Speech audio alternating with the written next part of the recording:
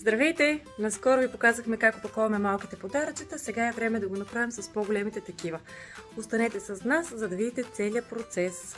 При нас постъпи заявка за изработка на персонализирана картичка. За да завършим подаръка по най-добрия начин, клиентът е изразил желание да му бъде изработена и подаръчна кутия в същите цветове. Важно е да отбележим, че подаръчните кутии също се изработват от нас. Те са в цветовете, които сте избрали, съобразени с цветовете и размер на подаръка, който изпращаме. Изработени са от качествена пластмаса, което ги прави не само естетически привлекателни, но и функционални, тъй като могат да бъдат използвани след като бъдат подарени.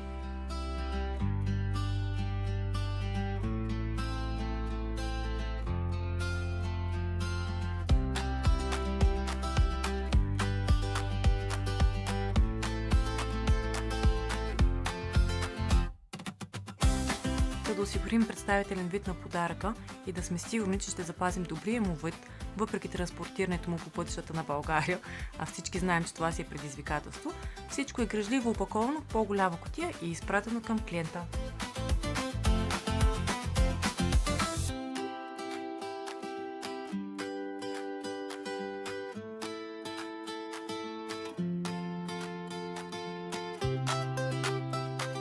Тази картичка ще усмихва в Бургас.